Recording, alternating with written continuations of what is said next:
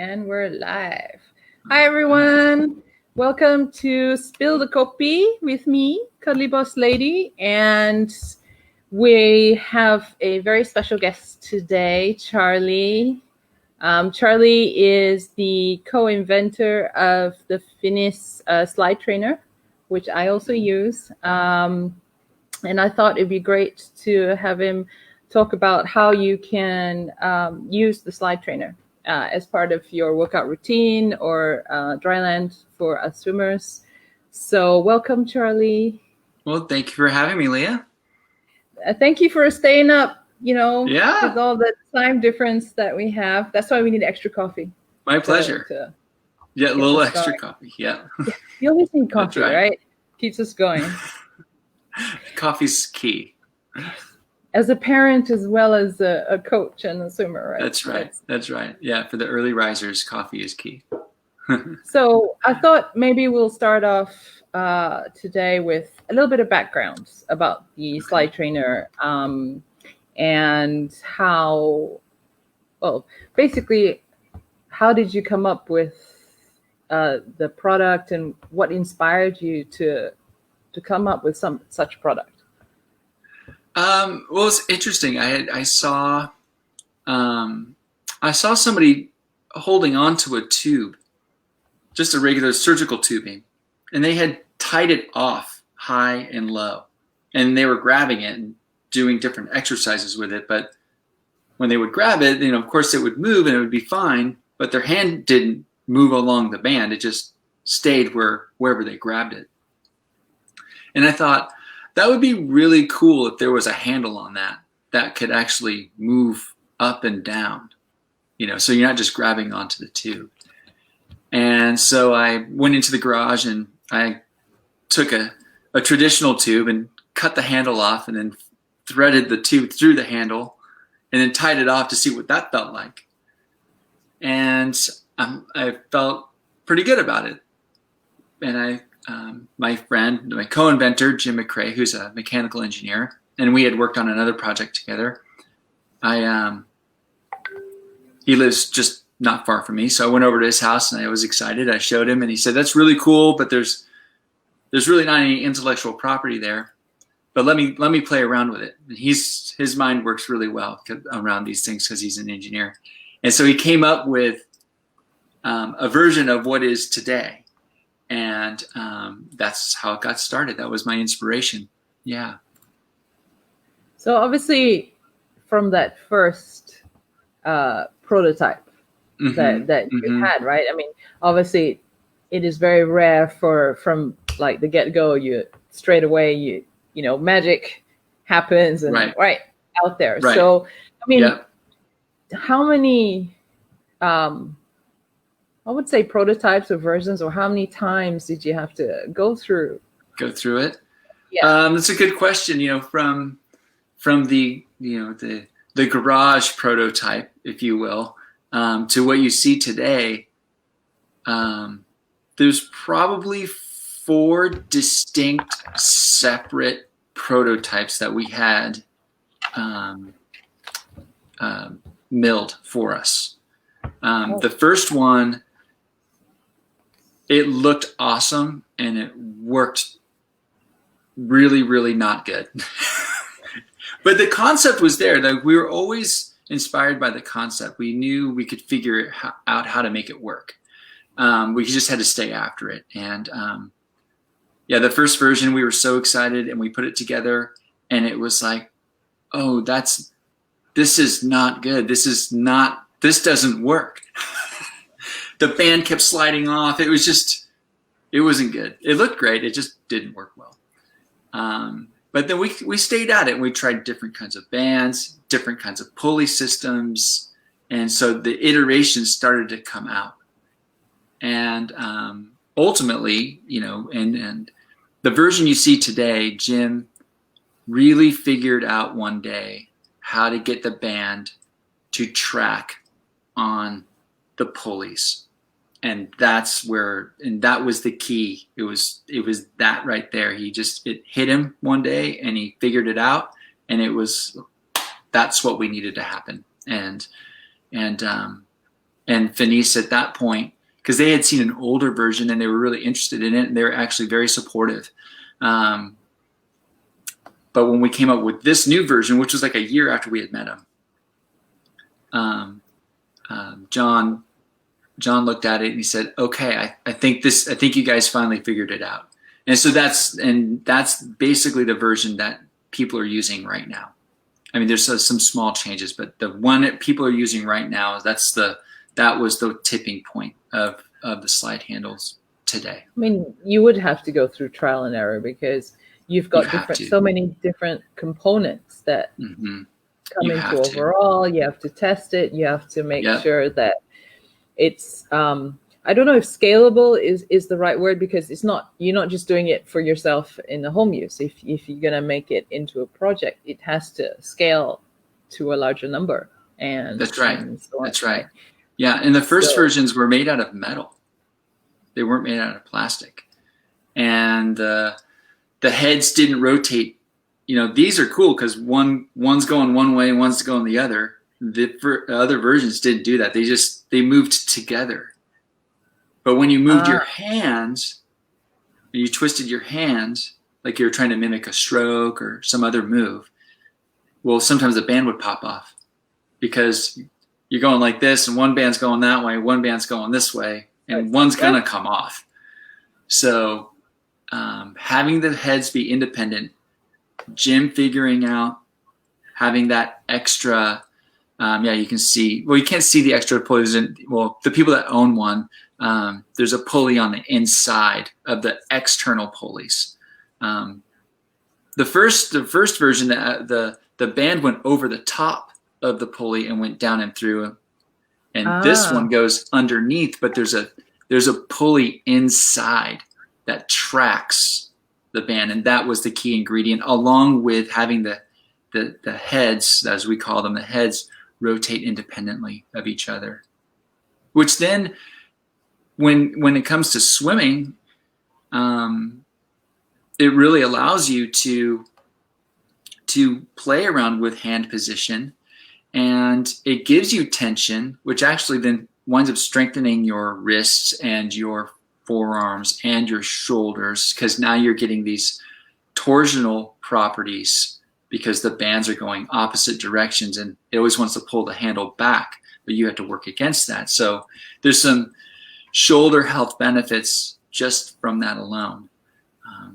But it was fun. I mean, it was a lot of work, and Jim put in a ton of hours figuring out some of these details, and we spent a lot of time together just, talking through things and figuring it out. To your point, it's like you have to go through the process.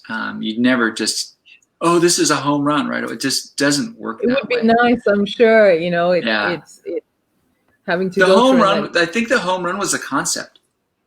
That was the home run. The home run was the concept of having 2 points of attachment, the concept of having a handle that slides. We just had to figure out how to make it work. So I think that's what kind of kept us going. It's like we knew we were onto something. We just needed to make it work.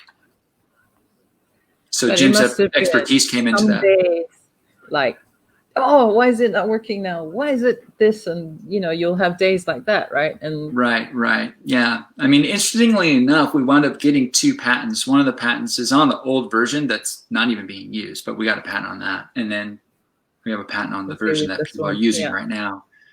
So both were very unique, but this one just its application is so much better, especially for a swimmer who's doing something really big and dynamic.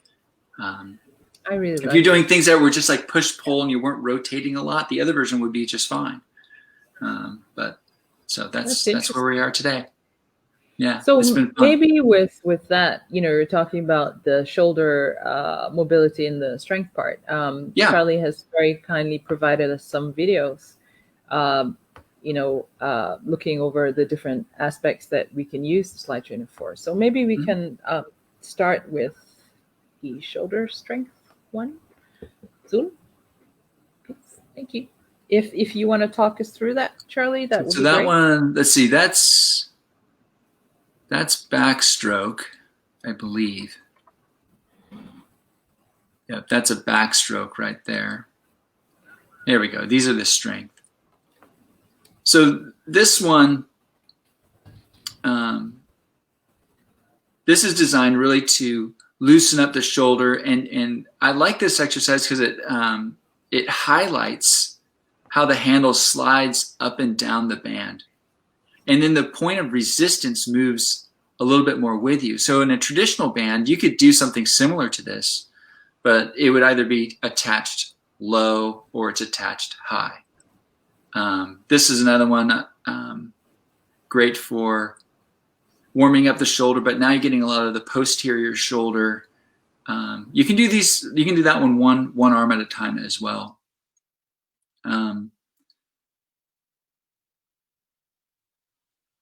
I really like this one. It really opens up the chest a lot, and I like to do this one arm at a time.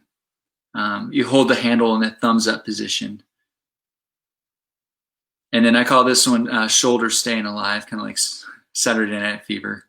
So great for the posterior shoulder. And once again, it highlights how the handle slides up and down, which then transfers that tension throughout the band. It's not just linear straight through the band.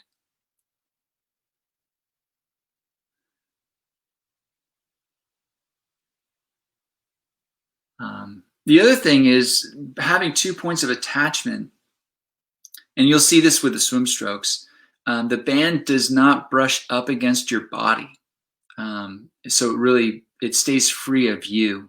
If you were using a traditional band here, it'd be, hitting you in the chin or wrapping across your chest, but you can see this stays clear of your moving limbs, so it keeps you pretty free of the band. The band's not going to inhibit your motion.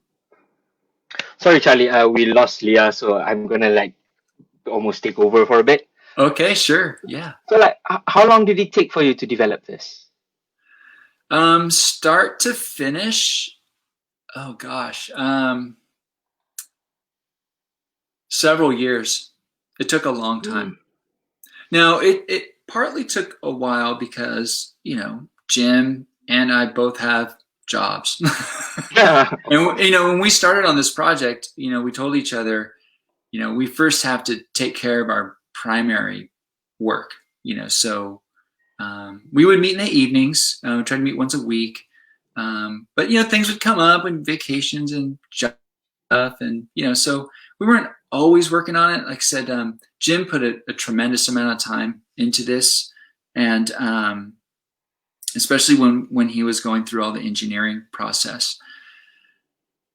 So it just took a while, and the patent process takes a while. The patent process takes a long time. So by the time from the time you apply to the time you're awarded a patent, it could be a year or 2 years. It's a long time. Oh, wow. So you kind of have to get in the right frame of mind. Yeah. Sorry, I'm just trying out. So how difficult was it to find the right rubber, the right elasticity for the dry land training? Well, I think Jim's expertise, being a mechanical engineer, the rubber is a natural rubber, and that's most of the products you see that are used in fitness world for what we call dynamic resistance. It'll either be like a latex, or it'll be a natural rubber. So these are both made out of natural rubber, and they just have a color additive to them. Yeah, so you can distinguish. The red one's a higher tension than the yellow. Yeah, I'm taking this from the FINIS website and just rolling it while she disappears. This is Brent Hayden, I believe. Yeah. So he's a Canadian Olympic swimmer, I believe. Yeah. So the biggest design is the double pulley system inside the band itself. Too bad we can't see it though. That's right. You can't. You'd have to actually have one and be able to kind of look. You can see it once you look inside of it, but I don't think any of the photos. But you can see here how. One thing I like how he's using it. He's got it attached in different spots. They're a little bit more. The way he's using it there is a little bit more like a traditional band, it's not sliding a whole lot, but it goes to show the flexibility of it. And even when you're using it in a little more traditional way, the pulleys and the way the band slides through the pulleys as it's lengthening out, it's very smooth. It's very smooth. Yeah. So and the other nice thing is like the way he's got it set up right there, you can be a really tall guy like Brent, or you can be, 5'1" and walk up to the same setup. And because the slide handle, it just would automatically adjust to your height. So when you have it set up, say high and low, it makes it very user friendly. With a traditional band, you'd have to adjust it to your height. So that's what's nice about this. In certain setups, it automatically, especially the high-low setup, it does adjust to your height, which is really nice. So even in your example, you used it on a chain link fence. How would you use it at home? Well, at home, I don't know if you can kind of see behind me. I've got like one set up on my door. So you can go online and just type in like door mounts. That's what I did. I was just kind of searching around, and I found these door mounts. There's straps that just go all the way around your door, and they have just a hook. They just click in the back, and then there's little D rings. You can see. I don't know if you can really see them from here on either side, and then you put one high and one low. And I happen to get these off of the Rogue Fitness website, but there's several iterations of this very thing. You can just type in, exercise tubing door mount on Google, and you'll get a bunch of different ones. I've just purchased things through this company before, so I just I'm going to stick with that. But you can kind of find them anywhere. They're not these. I think were $40. I've seen them as low as like $20. You can use almost any door mounting device. This was nice because you can still open and close your door, and it like this. I could open the door right now and go outside and close the door. And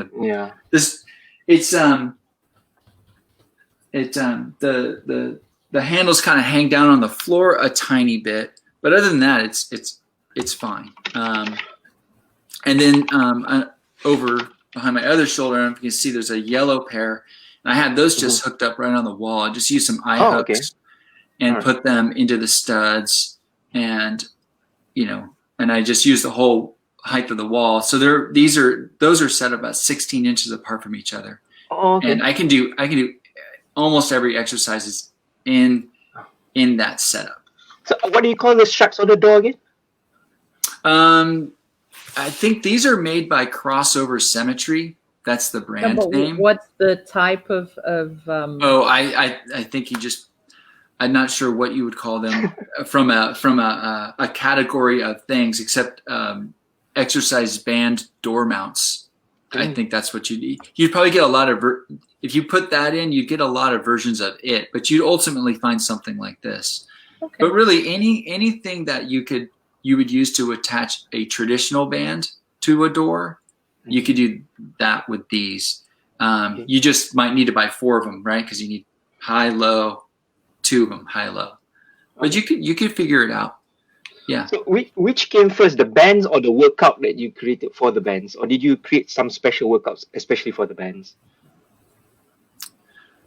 The bands or the workouts. Well, it was the inspiration was the bands, and then from there, where we're thinking, wow, you can do a lot of these. It would be a different way to get a different kind of tension and to have a fluid motion. That was kind of the idea. Is like, wow, with a handle that slid on a band, you could really create a nice fluid motion. Because traditional bands, you don't get that. I mean, you're either, at 10 pounds of resistance, and when you hit the end of the range, it's like 40 pounds of resistance, right? So they're really, traditional bands are fine, but they have their limitations, like everything has a limitation.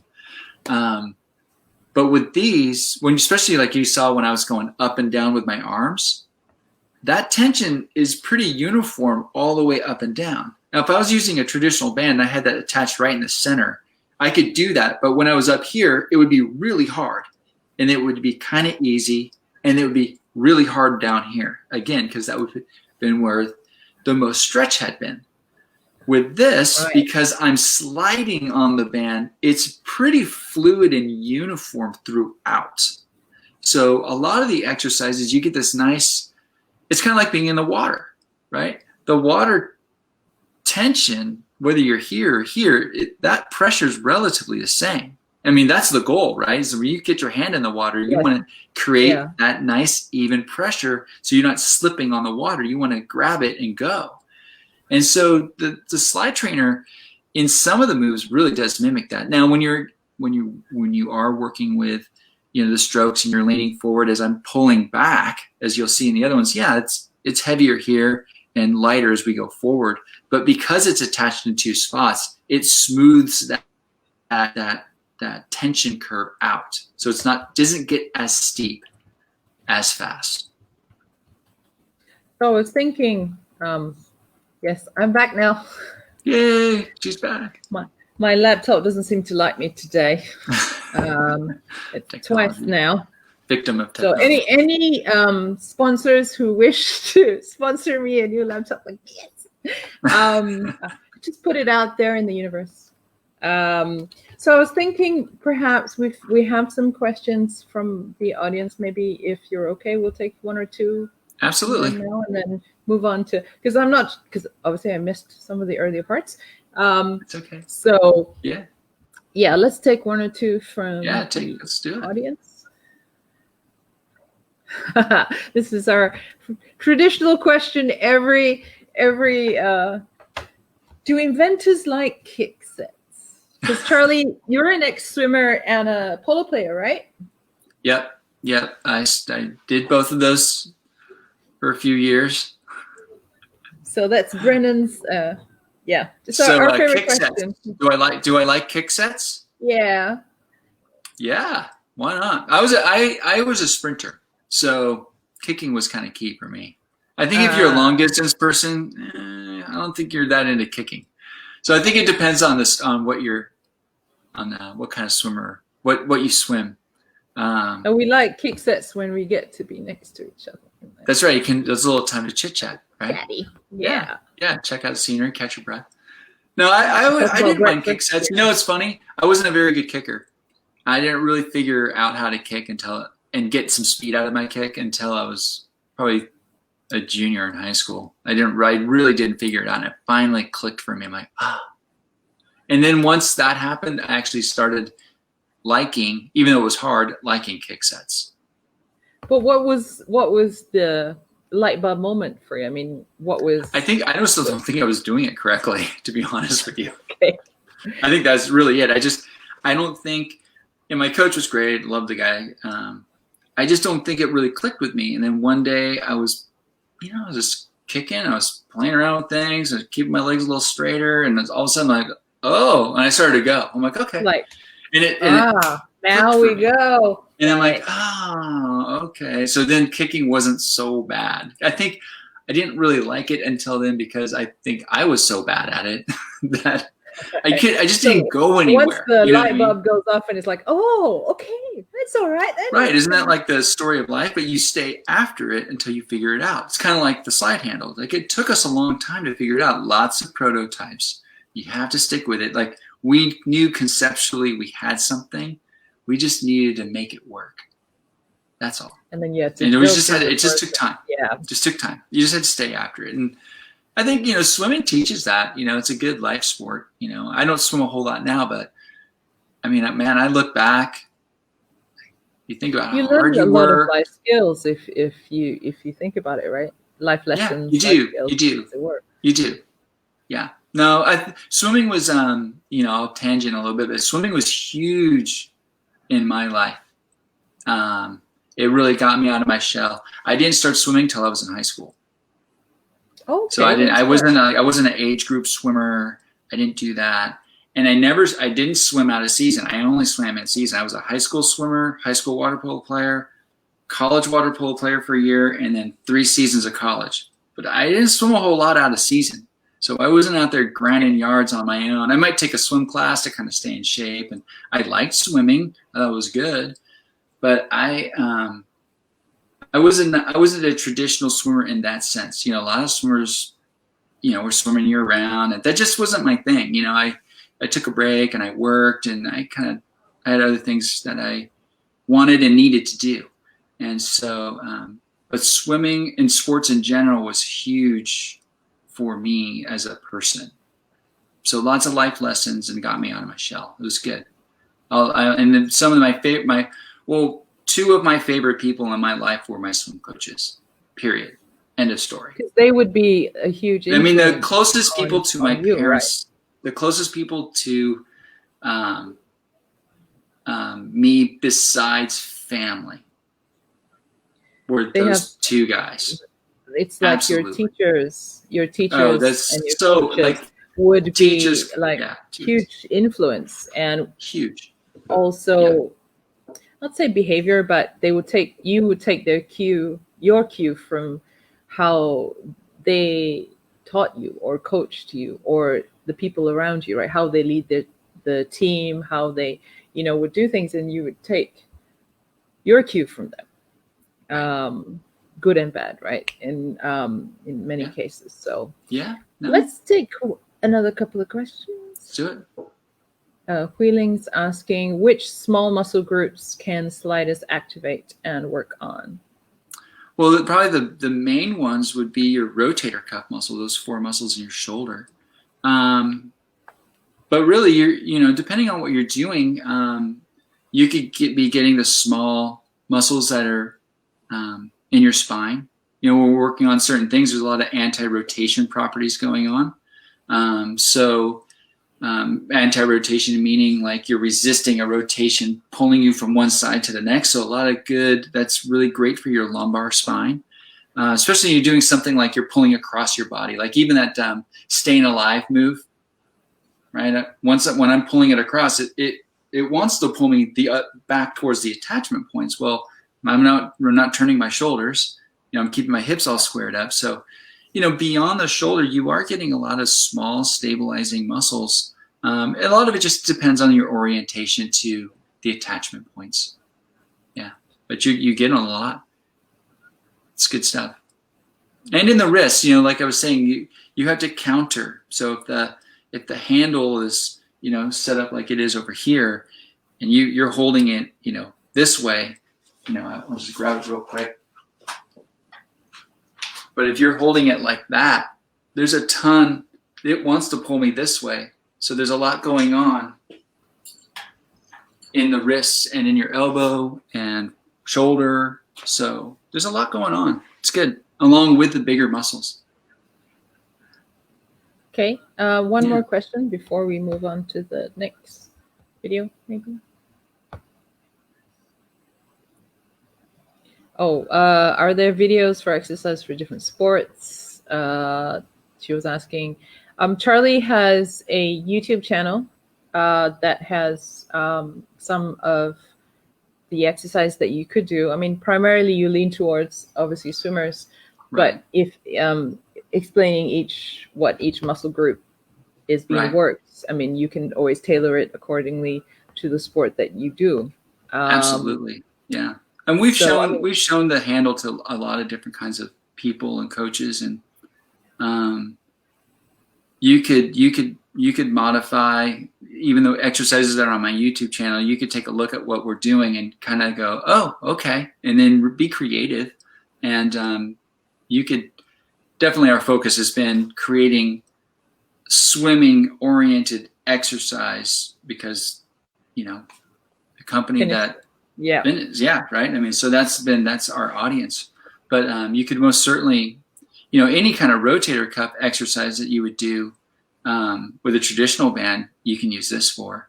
That staying alive exercise. I mean, if you're any kind of an overhead athlete, whether you're throwing a football or playing tennis or anything like that, where you have to go up overhead, water polo.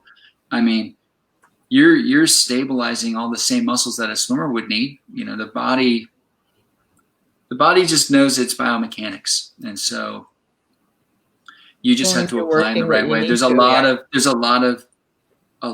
crossover from sport to sport when it comes to general strength and conditioning. And then you can get into specificity, and you can emphasize, you know, like some sports need more of and less of.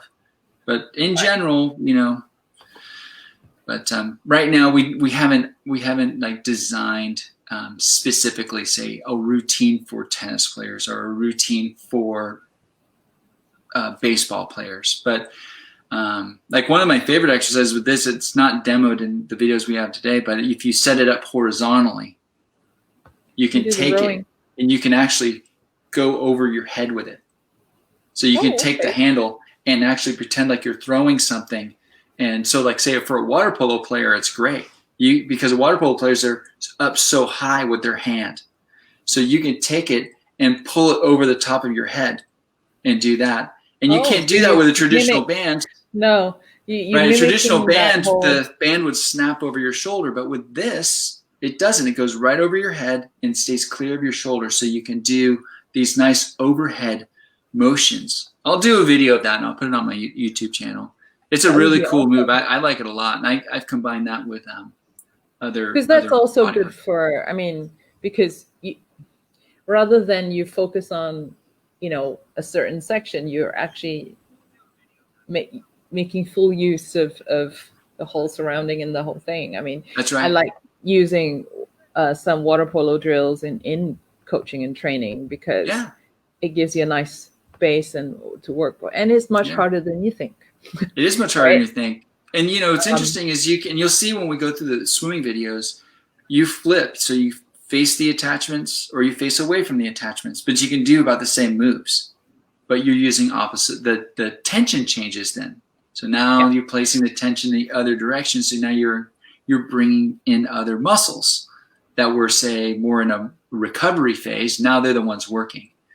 And so in that same example, I can have the attachment point behind me and pretend like I'm throwing something away from me, or I can face it and it's like I'm pulling something toward me. So now I'm working on those muscles in the opposite, which really helps, say, from a shoulder injury prevention point of view, is training these muscles back here. Right. So maybe we could move on to another video. Let's do it. Shall we do the swimming stroke specific one? Maybe we start with fly. Yeah, we can do fly. Yeah. There we go. So you can see with the butterfly, you hold the handles thumbs down, whether you're facing the attachment or facing away. You always hold the handles down. And you can see here that you lean at the hip, you have soft knees, and I try to kind of mimic even the breathing. So I'll look up every other stroke. Up and there and up and there. You know, and of course, I mean, when we're on dry land, we're just trying to mimic the stroke, right? I mean, it's not going to be exactly. It's nothing's better than actually doing it, right? So it doesn't matter what the sport is. So here, but what this allows you to do, and because of the 2-point attachment, that band never touches my shoulders ever, and it allows me to go do a full recovery over. You can't do that with a traditional band. The traditional band would snap over your shoulder, snap over your elbow, and then you feel and it that would just, you wouldn't be able to get. This gets you closer to it, whereas the traditional band, that's what we had. That's what we all have used. That's all I used. We've been using it forever until this, and so that's what this is. It's what excites me.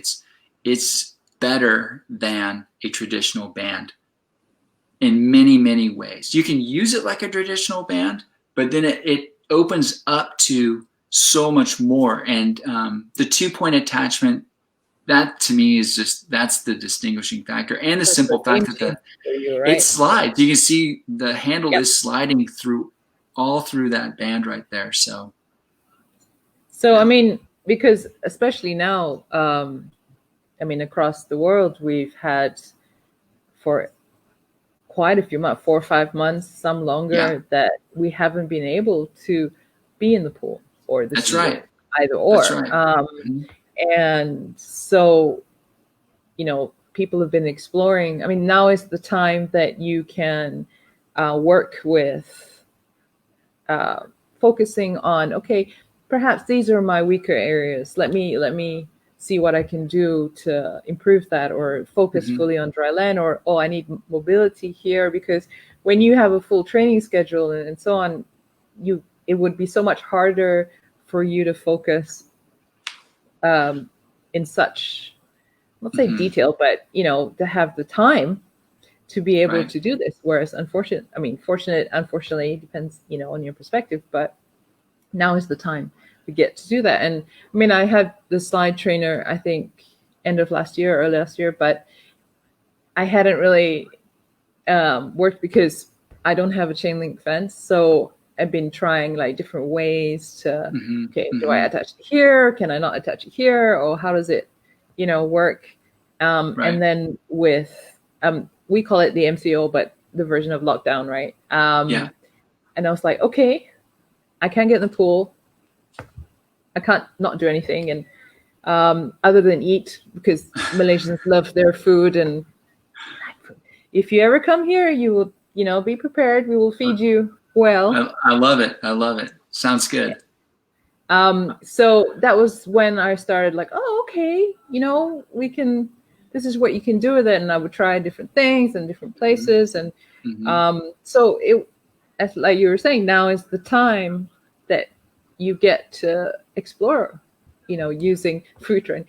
You know, it's essential, right? Yeah, that's kind of like dry land training, right? Yeah, it's part of the whole program, You're right? eating on the dry land. Sure. Yeah. So seeing that, you know, you can work on your, you were saying, I mean, it's as close to mimicking what it would be like being in the water, because obviously not a lot of us for the longest time, and some of us still can't be in the water. So you get that range of motion, you keep your muscles, that muscle memory working. And that's why I thought, oh, this is so cool. And then I watched you on FINIS Friday, and the YouTube series, I think they had 6 or something you told them. I was like, oh. So I watched how you did it, and that was really cool. And then I said, oh, we got to have Charlie on here. Yeah, no, and then people can message me. I'm on Facebook or on Instagram. Feel free to message me with questions, or, you know, or ask me to do something like, give us an exercise that helps us with this, or can you show us how to do the freestyle, or, you know, it's fine. I mean, I'm a coach, I get it. So here's the freestyle. Freestyle is also held thumbs down, whether you're facing or facing away, and bent at the hips. Now, one key thing with this is it's kind of hard because I'm wearing all black, but my hips are shifting. You kind of see my knees. I'm shifting my weight from side to side. I think that's kind of key for freestyle, because it's a rotational stroke. And so you want to be rotated on your side so you can recover that arm. So I think where some people have a problem with the freestyle is they keep flat, and when you're flat, it's kind of hard on the shoulder. But if you kind of let your hips go a little bit, and you can see how I'm shifting my knees and my hips, you can get a little bit of rotation, so you can see how I can recover. And once again, it's not touching my shoulder. You know, it's not inhibiting my range of motion. Yeah, you're just fluid. And I find the yellow one when I'm working on my strokes. I'll use the red one too, but the yellow one's really nice because it's light enough, it's fluid enough. And the red one too, if you're super strong, you know, go for it. Use the red. But personally, I like the yellow for the strokes, and then I like to use the red one for more like general strength moves. or strokes that I feel strong with. I'll use the red for freestyle because that's what I did. But like if I'm doing one of the other strokes, like backstroke, I'd much rather use the yellow. Yeah, because so you'll find. I think actually most swimmers probably want one of each. It's like, you don't use the same size dumbbell, right, for every exercise. No. You don't use the same size. You just don't. You're like, oh yeah, I use 5 pounds over here and I use 10 over here and 15 over there. And so I think, with this is very similar. I mean, I would say, if you're going to pick one, I would go with the yellow one because it's the lighter one, and you can always graduate up and add red. Yeah, I had got the yellow one first, and it's a great one to start with. Yeah. And then later towards the end of what we call MCO, because I've been doing all that, so I was like, okay, I'm gonna try get the red one. Yeah. And just like, oh, okay. Yeah. Yeah. So you can see here now, backstroke is an interesting one in the sense that when you are facing it, your thumbs are down. Okay. And when you're facing away, your thumbs are up. You hold it up. And that I've found to be the most effective and most comfortable. So you'll see here, and you can see how this is a good example of that, of your hand rotating, right? So it's always kind of that thumb out, pinky in kind of thing with backstroke. That's how it was taught when I was swimming, and I was never a backstroker. But and I don't know what the nuances would be for today. But you can play around with that. You can, however you're coached, whatever your coach wants you to work on. The nice thing about the slide trainer is it's pretty flexible. The handle itself allows you to be pretty flexible around hand position, arm position, orientation to your body. Once again, it doesn't touch your body. It doesn't get in the way like a traditional band would. So that's what it's just one of the biggest things for me. I like the backstroke one was the one where I was like, oh, yeah, because and I will say when you feel it the most, right? Yeah. Because with the traditional one, there's no way you could have done that, right? And it's really tough, yeah. So the backstroke one was like, oh, okay. And I will add one more thing. When you're doing the backstroke, let your hips turn. You'll see how I'm rotating my hips a little bit there. So like I said, it's kind of hard because I'm wearing all black there, but I'm rotating my hips just like you would be in the pool. In the water. Obviously, you're not going to be able to do it the same amount because your feet are attached to the ground. So you're a little fixed. Now, you can also do these things with one arm at a time. So I would encourage people, if you want to really work on your backstroke, you could just do one arm at a time. We do, in the pool, you'll drill with just one arm, right? Yeah. So, feel free to do these things with just one arm. It can allow you to focus a little bit more. It's like, it's like, what's my right hand doing? What's my left hand doing, right? This way, when you're just doing one side, you can really kind of get into, okay, there's my dropping in. You can probably rotate a little bit more. So play around with doing things one arm at a time. So if anyone is interested in getting a slide trainer for themselves, we're having a very special discount code offer on Swim Shop to You. 20% off. The code is slide the Kopi because it's cool. For the next 2 weeks until the 9th of August. So if you guys want to get one for yourselves, I would really suggest it. And it's 20% off. We all like discount, right? Right. Get two. Get two. One of each color, and then you can. That's right. That's right. So just putting that in there for anyone who would be interested in getting some for them or their team. So let's look at breaststroke maybe, because breaststroke I think is one of those strokes that, is a little, well, this is me not being a breaststroker, but different when you have to work with bands, right? And those sort of things. Yeah. So now you'll see in this that I have it's a little, you kind of lose it a little bit there, but you'll see that the lower attachments are wide and the upper attachments are narrow. So the reason we go wide, if you can, now if you can't for, certain situations, if you can't adjust that, because that way, after you do the pull and you squeeze in, you now have tension in. So the nice thing about this is you're actually getting tension on the pull. Okay. So in this orientation, you're pushing out, right? And then the band's assisting you in, but then you've got to squeeze in on the tension. So that's why you have the wider. That's right. That's right. And then there's another video where I'm facing the attachment. Thank you. Perfect. And now you're getting that pull. You're getting the direction you want against the water, if you will. And then you get the squeeze in as well. And you can also probably in this view see that the attachment is wider at the bottom. I probably have those attached, a good half meter or so, maybe a full meter beyond the upper attachments. Oh, wow. Okay. So they're pretty wide. But that way you get that nice, as you're coming in, you get that nice pressure in. Whereas like a traditional band, you're either going to get one or the other. You can't get both. So this, in certain setups, you can get multiple directions of tension. And that's another benefit of having two attachment points and having the handles slide about them and the heads rotating and all of that. So you have that's more why I options think to work with, right? Yeah. Cool. Yeah.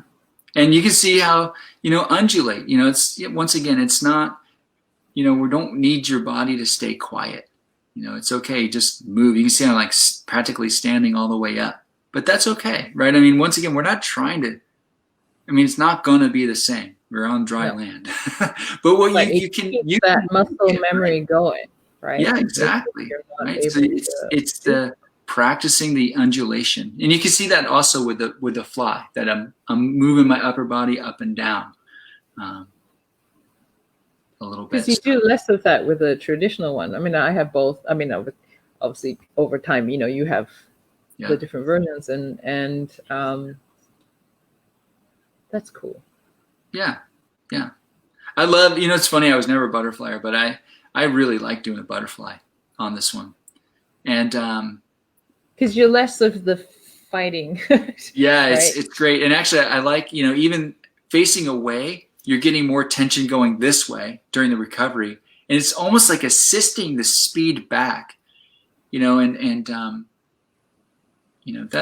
I think is key. Is like, part of the neurology is learning how quickly you can move your hands. And sometimes you just need some assistance in doing it. So, in that not in this orientation, but in the other one, when you're facing away, you get assistance going in return under what would be under the water.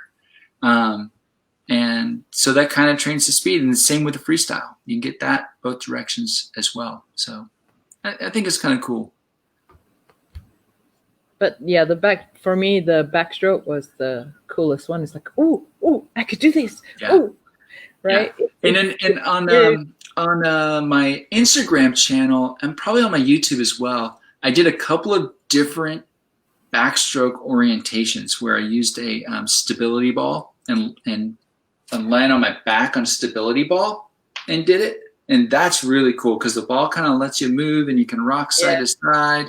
I definitely, if you're going to do that for the first time, I wouldn't do it on any slippery surface. Let's do a disclaimer. Don't do it where there's water because the ball's going to slide out from underneath you. And then make sure you have a friend there, maybe spot the ball for you, or just make sure you're in a very dry, sticky surface, like with carpet or something like that. You can also use a bench so you don't roll around too much. You don't want to fall off, right? So make sure you're safe. Done that. Yeah, it's not fun. Okay, so don't do that. But so make sure you want to be smart about what you're doing. And then the other version is I just slid a workout bench, and that's really stable. So if you're You just lie on your back with your head pointing to the wall, and you can do your backstroke. It's really cool.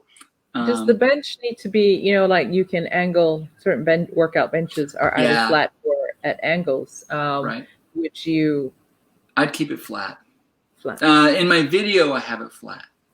Okay. So I haven't actually tried it on an angle. So maybe I'll try it on an I angle. wonder if, feels. because obviously the stability ball depends on the height and the thing, right, as well. So I wonder if right. Yeah, you want to have the proper stability ball for your height.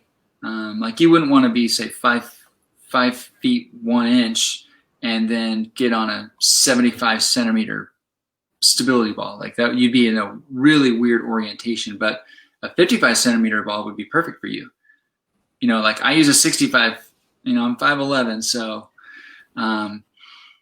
having the proper ball, you want to be coached, you want to be taught, you want to be in the right situation to use, especially when you're using the ball. The bench is very stable. You're not going to fall off the bench most likely. So you can always do it on the bench. But if you go onto my Instagram, I know it's on there, and I'm almost positive I've got the same video on my YouTube channel.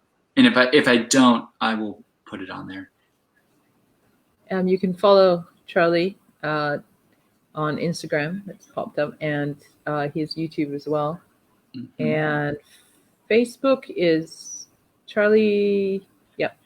Charlie Pederson, and then I have a page for, I think it's called Charlie Pederson Personal Trainer, but I think my handle is at Charlie Pederson Fitness, just like YouTube on Facebook. So I don't have a lot of videos on Facebook. Actually, don't have any videos on Facebook. So if you want the video content, go to my Instagram or go to YouTube. Those have the video content. And the YouTube has 2 full workouts on there. One's like 14 minutes and one's 18 minutes. One only uses a slide trainer, and one there's some core work in there. And I'm just doing it right here in my garage because I'm in quarantine as well. So can't really leave. We're all at home. We're a little looser right now, so I was able to sneak out to the high school and use a chain link fence for these videos. But because that was allowed, you could do that. But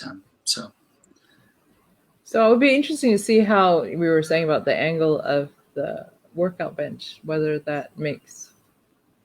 I just tried it on a flat bench, so maybe this weekend I'll put this thing on an angle and see how it goes. New content, Charlie. New content. We'll do an experiment. Yeah. We'll do a poll. We'll do which one do you like better, the incline or the flat? That'll be good. I mean, it's something that. Let's see. Is it in there? I don't see it. It must be on my Instagram. I don't see it in there. Okay. Well, Zul's I don't think it's in there anyway.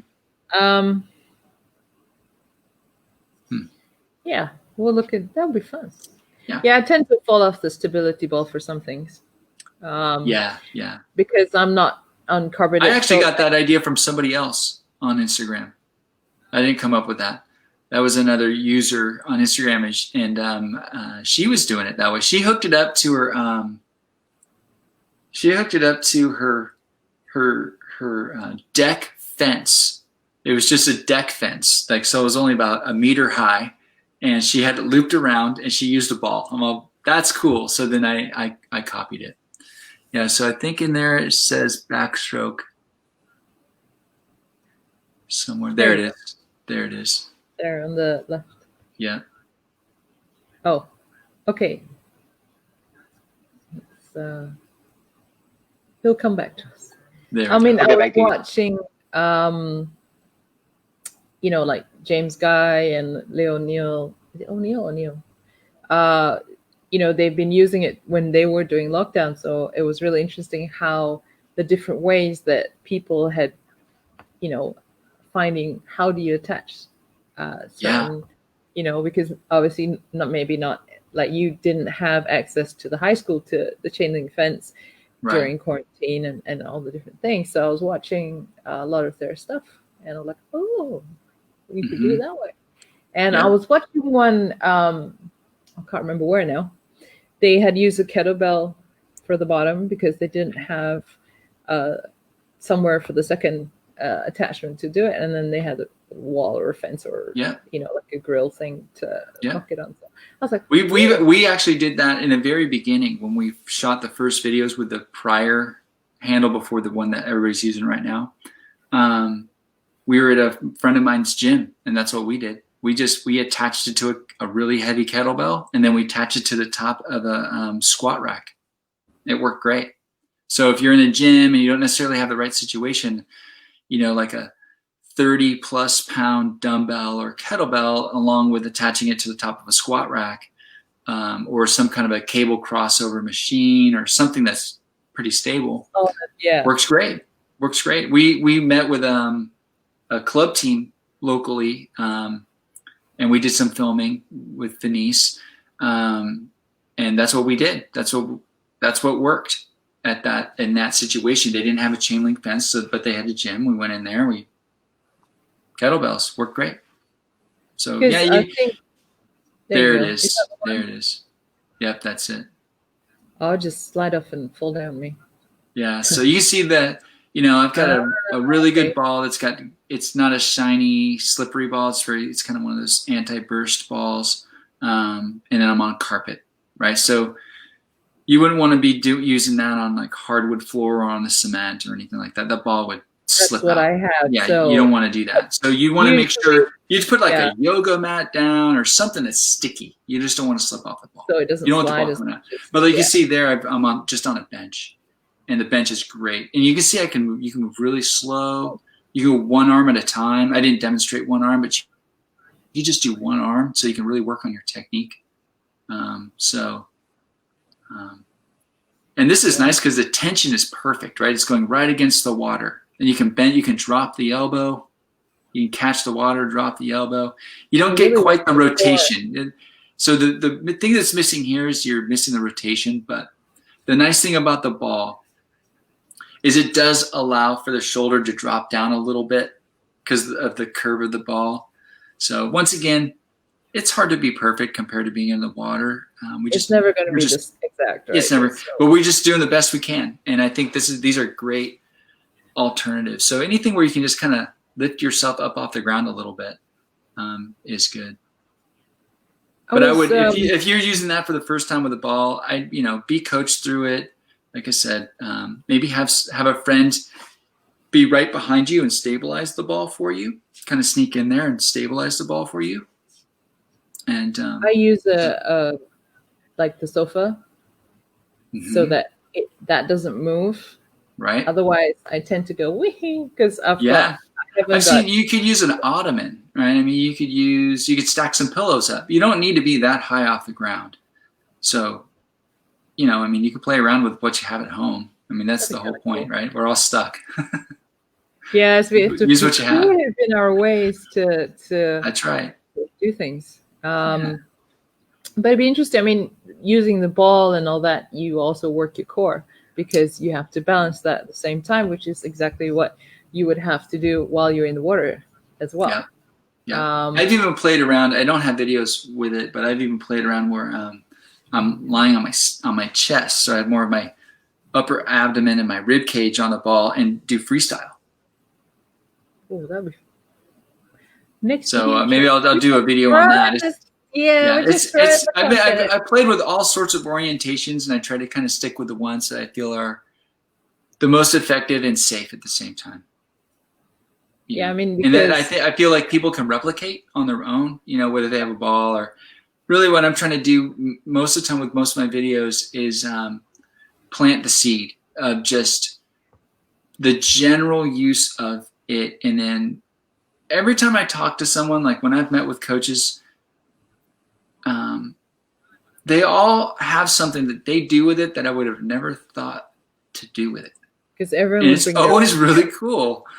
I mean, that's the best part. It's like, oh, that's cool. It's kind of like the ball. I didn't come up with a ball thing. I just watched that on Instagram. A gal, I don't know where she lives, but I'm like, wow, how creative is that? So, one of Brennan's questions was, have you seen or heard any, which is along the lines of what we're saying, unexpected ways that as we were talking about, it's like the ball was like, oh, okay. Yeah, that's cool. I saw there's a gal on Instagram. I think I forget what her handle is. Try Mom, Twin Mom. She's great. She's a big time cyclist athlete.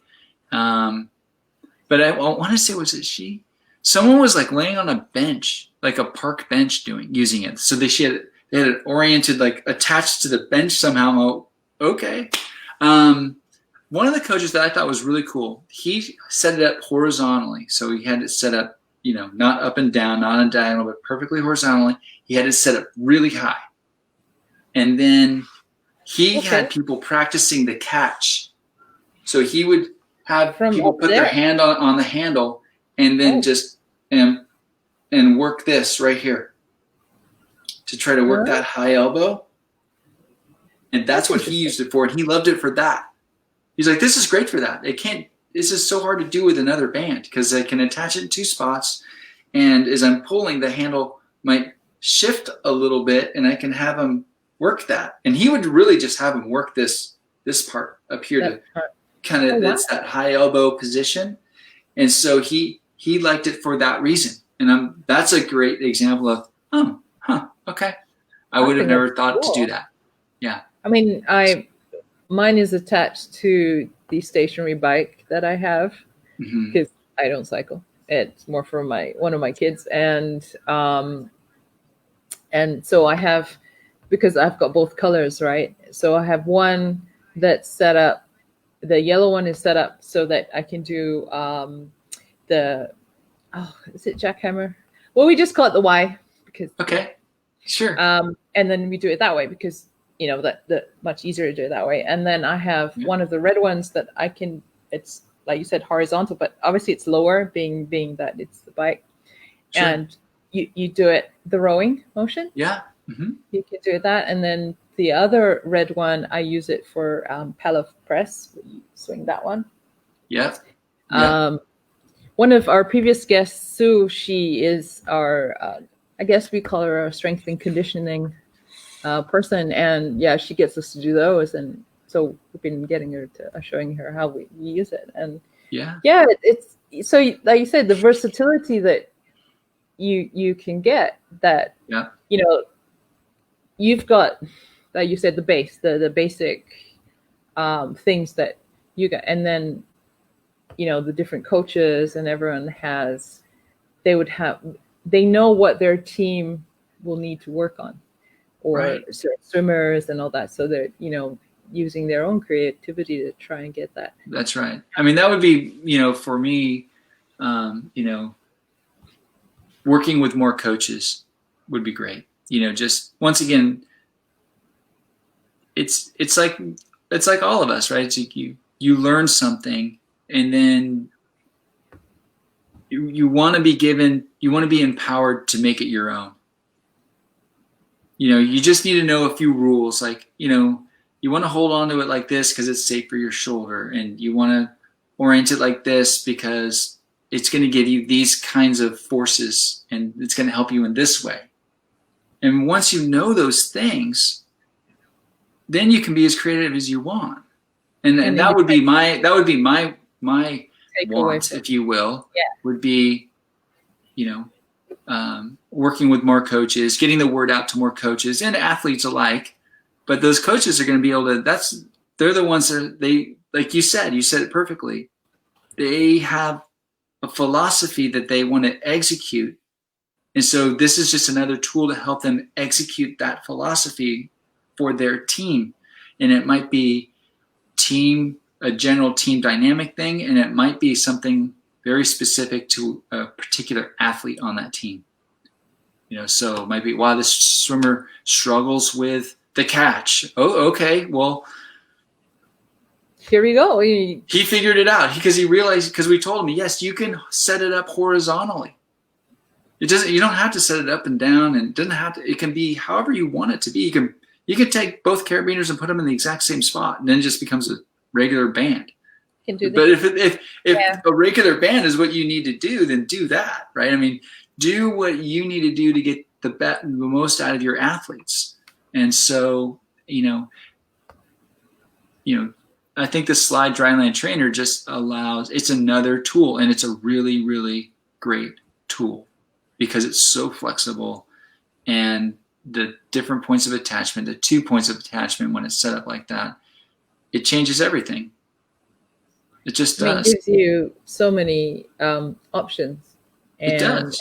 Yeah. And then, like they said, you're seeing different people just come up with ways that I'm like, oh, I didn't know you could do that. I mean, that's right. That's right. Because once again, you just need to give people just enough information that they feel empowered to do other things with it, and that's cool. And then that's when the social media community, I learned a lot that way. You say, oh, that's cool. I saw there's a guy, I think he's in Poland. He had it attached to a tree. It's like, okay, I saw great. that one. Yeah, it attached to a tree. I'm pretty sure I'm like, all right, he's had it attached to a tree. I mean, he had some extra straps and he figured it out. That's what this has been great, right? The people have learned to be adaptable or finding ways. Okay, I can get to the pool. I can't get to, let's say, the gym on a if not necessarily the swimmer, but what do I do? Don't just, of course it'd be nice to sit there and eat and watch Netflix on a regular basis because we do that anyway, right? But so you work out a little more. You can still work all that out and then do the eating and the Netflix part. That's right. That's right. Yeah, so we'll take a couple of questions from. Sure.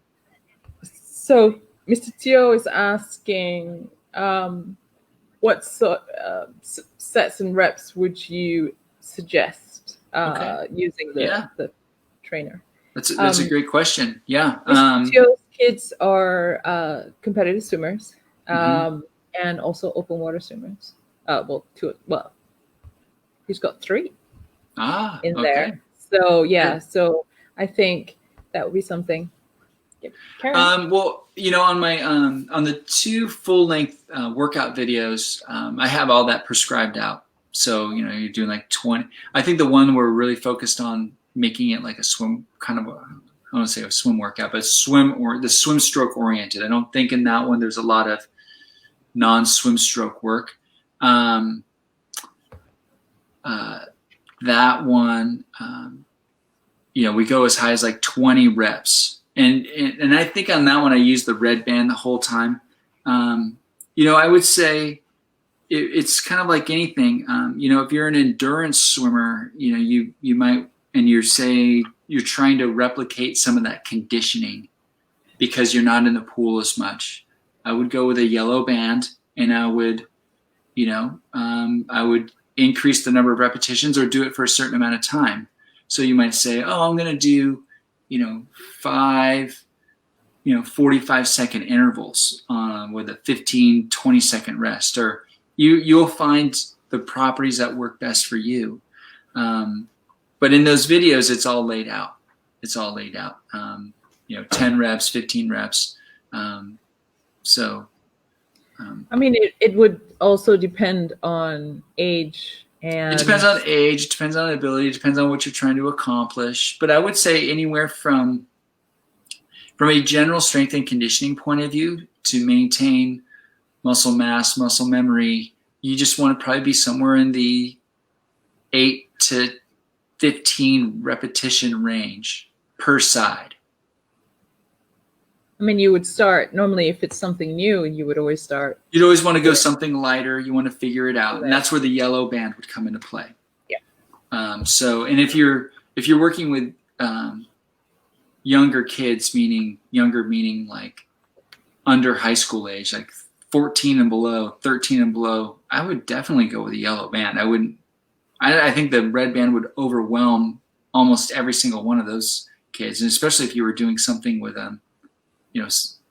somebody who's closer to 10 years old, for sure, you're just going to stick with the yellow band. You don't want to load them up. Yeah. And if we were in high school, now we did some things with high school swimmers, and we put them on the red band. It wiped them out. They were tired. I remember one kid where we're doing some filming. He said, I'm tired, and he's in great shape, and it probably would have been better for him to use the yellow. A lot of it because he just wasn't familiar and he didn't know what to expect. It wasn't anything about his conditioning. He was in great shape. It was just is a new tool, and new tool, new rules, new kind of thing. I'm teaching him something, and when he was done, he was just super tired. So, I think the yellow goes a long ways for people, but I also believe that once you've got the hang of it, you're going to want the red one because some things are going to be way too easy, especially if you're at high school above. So if you're 15 and into college, you're definitely going to start moving toward the red band for a lot of things. So I think a lot of it has to do with how big you are in your age, and then just what your overall shape is, and then what's your prior experience with resistance training. So if you haven't had a lot of resistance training experience, you're going to have your intensity is going to be low. Your volume would be number of sets, number of repetitions. Both those things will be low. And as your experience with resistance training, whether it's with weights or bands or what have you, as that experience increases, your strength will increase, and therefore you can start moving more into something that gives you more resistance, like the red band. But it's always okay to come back to yellow or to a lighter dumbbell. I always tell people, just because you're moving up here doesn't mean you can't come back if you're tired or you want to work on the minutia of a movement. It's okay to come back and do something lighter. Yeah. And so that my recommendation I would say show that I'm that's right. It's what works best for your requirements, right? That's right. And I would say, generally speaking, 10 to 15 reps of any given movement from a strength and conditioning point of view, and then just pick the resistance that allows you to be somewhere in that zone. So you feel some fatigue. You don't want to injure yourself. You want to feel some fatigue, right? And I also have a philosophy with my own clients, my personal training clients, like it's okay for things to be easy. It doesn't always have to be hard. It's okay for things to be easy. It's okay to make it easy. So we kind of from in life in general, we tend to grind ourselves, and you don't always have to grind. It's okay to have an easy set, a recovery set. We do it in swimming all the time. Recovery set. I want you to go do this and just go flop around for a little while and recover. Make it easy. So I think same thing with the bands. You can make it easy too. It's from FINIS Swimming Malaysia. Oh. Not a question, Charlie. Congratulations on this slide dryland trainer. When the world could not swim in pools, many swam at home with the FINIS Slide trainer, and they're still sold out in FINIS Europe. They are? Wow. That's cool. And it's hashtag game changer. I'll use that hashtag. Yeah, why not? And for those out there, reach out. Send me an email if you want, or just direct message, or whatever you like to do, and share with me your ideas. Or if you have a question, or you want to work on something specifically, like, hey, I want to work on this. What do you think? I'll put my thinking cap on, and I'll try to come up with an exercise, and I'll shoot you a video. And if it's really cool, I'll put it on my Instagram, put it on my YouTube, and so we'll go from there. But I like the feedback. I think it's great. I like the questions, well, right?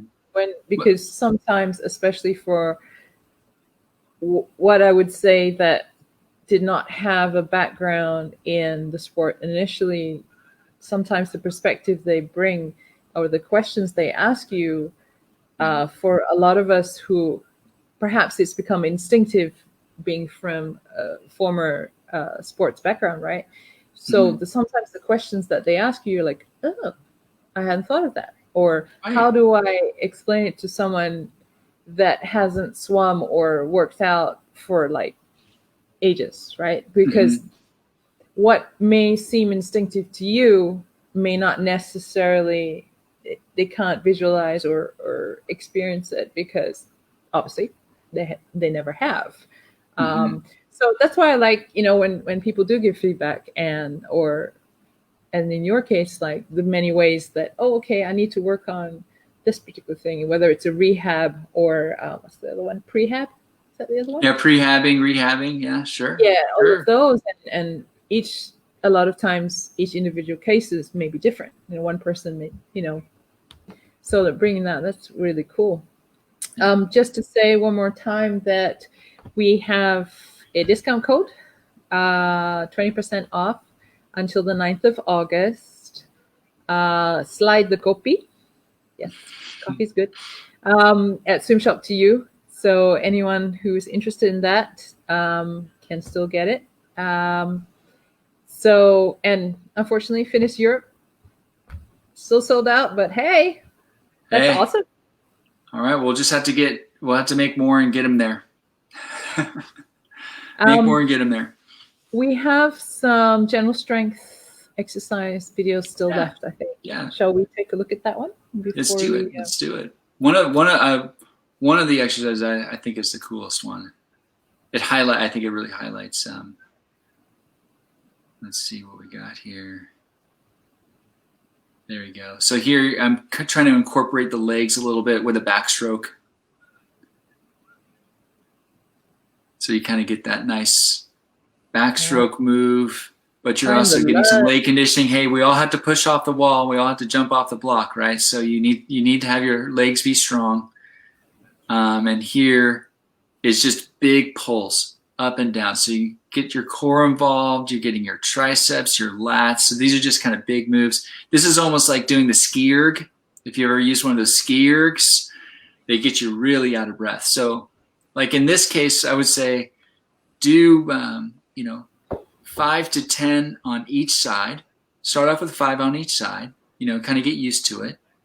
You can see I've stepped out with my left and I go with the opposite arm, right? So you go, and then the ski erg here, you can see I switched. So with the first one, you can see I've got the red and the yellow set up next to each other. Ah, okay. And so I used the yellow one for that lunge backstroke. And here I'm using I'm holding on thumbs down and doing what we call a ski erg move. And if you do that ski erg move, you will be so out of breath. I mean, it's a great conditioning move just from a cardiovascular point of view. So when I'm playing around with mine, when I'm using it, working out with it, I throw that ski erg in there just for a cardio pump. And boy, I mean, you do that for 30 seconds to a minute.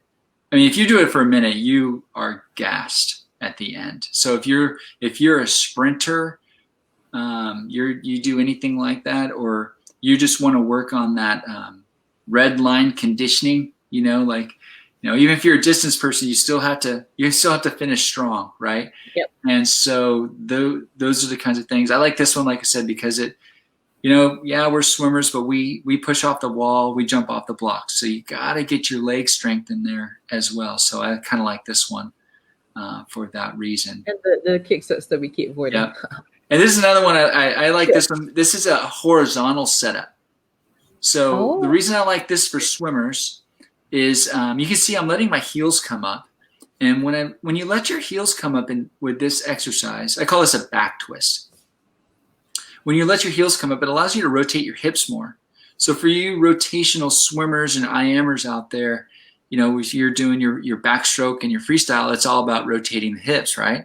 So you can get on the side and dig in.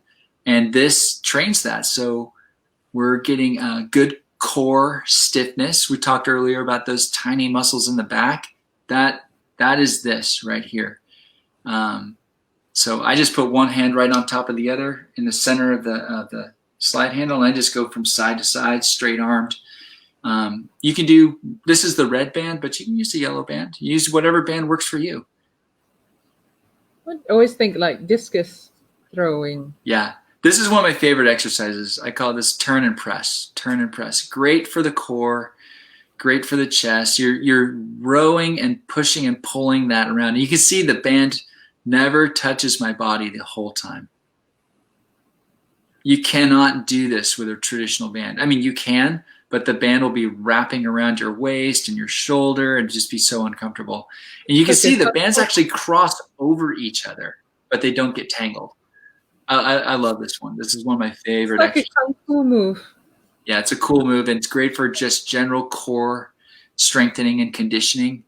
Any of these general strength and conditioning things you can just throw into the workout. So you can be working on your butterfly, do 20 strokes with a butterfly, and then grab these guys. And this orientation, this is why I like the idea of people, if they can, having both tensions, because, the yellow for me is too light.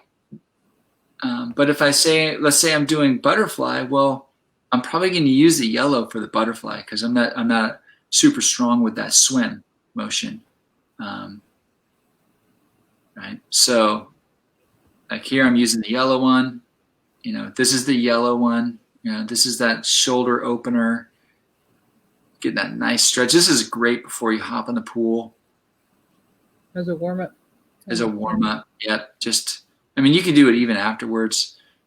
This one's great. The staying alive, shoulder staying alive, right? Isn't that the theme of swimming, keeping those shoulders alive, right? So I like this is great for building those shoulder stabilizers, the rotator cuff, and you're pushing into that Y position that you were talking about, right? You're getting into that Y position. So these are two of my favorite exercises. Just that to start off with, yeah. Awesome. Yeah. And then this one, this is just a great posterior stabilizer, and I like it because it highlights how the slide handle gets its name. The slide, it is sliding up and down. That slide dryland trainer, it is sliding up and down the band, and that tension is very uniform in this motion. It's very uniform up and down. It gets a little heavy at the top, but more or less it's about the same the whole time. It feels really good.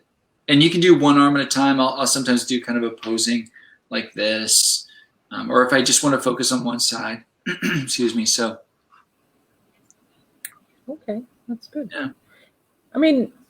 Coming back to that, who would you love to work with? And you mentioned having, coaches and getting, working with coaches on not just slide trainer, but what, different aspects to do that. So just getting the word out and teaching people, about the slide dryland trainer and how their athletes will benefit from it, different ways to use it, and how to use it, and what are its principles, and having coaches and athletes be empowered to, based on what they've learned, to try new things. And that would be great. Why not? Would you do a webinar series? I think. Yeah, I would be more than happy to do a webinar with a group of coaches and or athletes, and just, teach them different things. Yeah, that would be, teach them different things, and that's kind of was my point around doing the videos, was just to highlight some of the aspects. But sometimes it's better delivered this way. Get that. A little more live, the personal part, and you can receive some questions, and how do you hold on to the handle, and why do you orient it that way, and so yeah, I get that. If anyone is interested in a webinar series, or even just one with Charlie, you can drop him a line at his Instagram, and or his YouTube. That would be really you can comment on the video, or I think my email's on Instagram too, so you can just send me an email too if you want to do it that way. That's fine. So that would be if anyone out there, or it can be swimmers as well, if they want a webinar or something that they want to learn more about how to utilize what they have and the slide trainer.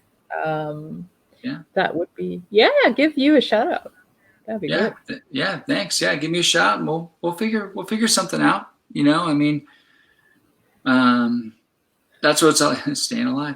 That's what it's all about, right? Developing the community, and learning from each other. Really. Learning from each other, right? I think the slide drawing line trainer is it's unique enough to have its own life in a way. You know, there's so much to it, and you know, sometimes I think we tend to default to what we know. You know, so that's where the education comes into play. And I think once people learn, I mean, the people that touch it, feel it, and once they use it, and they create a situation. So yeah, I mean, you might not have a chain link fence, but maybe you go to the hardware store and get some eye hooks, and you know, you decide it's worthy putting into your wall. I mean, I love that. I mean, I have mine set up, you know, on the wall over there. I mean, I'll literally just walk up to it and start using it because it's set up on my wall. You know, I mean, so I mean that my sister, she's not a swimmer. I bought her a set, and she set them up on her wall. She just uses them to work out with. She's not a swimmer at all. So yeah, I mean, so but she, you know, one thing she liked is she right? came over. Yeah, she came over. She's like, I told her about, you know, creating this thing, and she's like, I love that she likes to work out. She's like, I love that it just sits right on the wall. So I bought her a set and sent them over to her, and she hooked them up just like I have mine, and I showed her how to use them, and she just stands there and does rows with them. She's not, you know, utilizing to their full potential like a swimmer would, but she likes them from a fitness point of view. She's like, they're great for conditioning. I like it. She's like, I love how they just sit nice and neat on the wall. Because you know, you may not, as usual, most people will go to a gym or something like that, which obviously at this present moment, no one can, right? Well, not say no one, but in a lot of places. And gyms are closed. And it's neatly against the wall. It doesn't take up, right? You don't need, in essence, a special room for, right, or space for it as well. Mean, right? You can do this. You can figure that part out too. I love that door. That's cool. Man. Yeah. So. Yeah. Food training. You work out first, and then you do your food training after that. That's right. Because you always do that, like when you're training, especially in the morning, you're like, okay, what are we having for breakfast? Like, that's right. Remember that? I always remember those meals right after swim practice in the morning. Those are the best meals ever. Yeah, I remember actually any meal after swim practice was always good. Yeah, so hungry. It's like, feed me, right? With all swimmers. I know that, you know, when we go to a place, a group of us, they're like, are you sure you want that much food? I'm like, yeah, we're cool. We're cool. We got it. Yeah, we're good. Yeah, don't worry. It'll be work hard, and you know, you enjoy it. You enjoy it more after that. But yeah, for sure. That's awesome. Yeah, webinars, man. That'd be webinars. Yeah. Give me a shout out if there's enough people that want one. I'll put something together, and I'd love that. We'll come up with a theme. You know, maybe it's a series where, you know, maybe one goes over the strokes, and one goes over some general strength and conditioning principles and techniques. But I'd be down for that. I definitely encourage people to go. I don't have that many videos out there, but there's, you know, got like 5-6 of them. You know, watch them. You know, or you know, do the workout. I mean, after I did those workouts, I filmed those things, I was tired. So I felt I definitely got it worked up a sweat, and I think you'll find some good benefit out of it. And don't be shy about incorporating your other tools, right? And if you've got a set of dumbbells and you know what to do with the dumbbells, you can say, hey, I'm going to do some butterfly strokes, and then I'm going to do a set of whatever your favorite exercise is with a dumbbell, a single arm row or something like that. So it can be incorporated as part of it. Absolutely, yeah. Incorporate it in with other tools, kettlebells, medicine balls, you know, whatever you've got at home, your own body weight. So the other routine has core exercises, not using the slide trainer. I just was on the floor doing core work.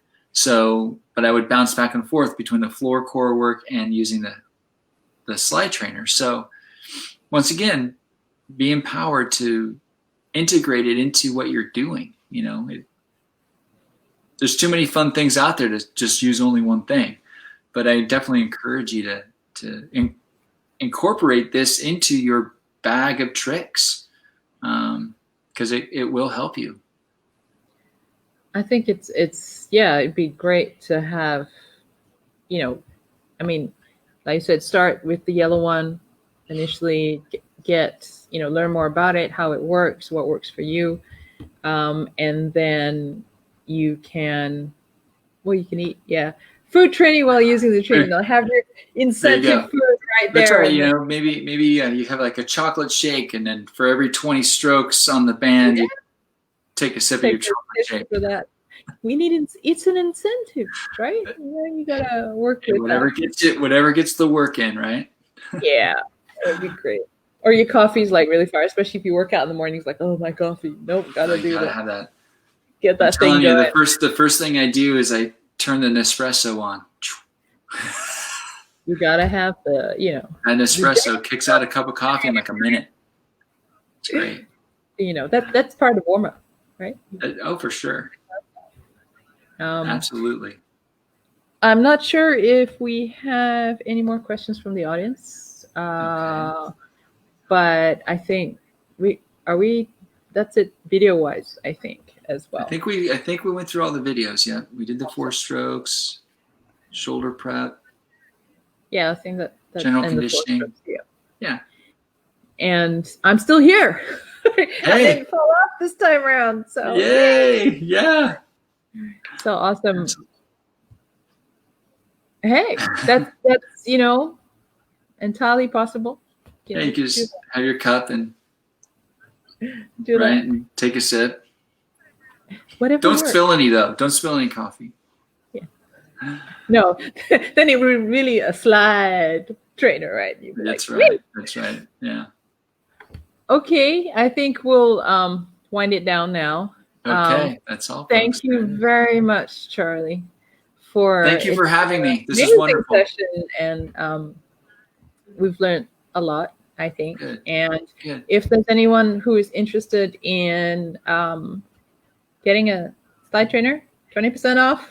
I have to keep stressing this until the 9th of August. Our discount code is Slide the Kopi from Swim Shop to You. Swim Shop to You. Swim Shop to You. They're my people. That's right. And I would like to say thank you to FINIS Malaysia, of course, and Real Out Play, who are my sponsors. And thank you again, Charlie. It's been totally awesome. You're welcome. Thank you for having me. It's been great. And let's get that webinar series. Y'all message Charlie and say, yeah, let's have some. Let's do this webinar series. Okay. Yeah, let's have it out there. So thank you, and bye, everyone. Bye, everyone. Thanks for having me. Have a good weekend. Thanks for the questions. They're great.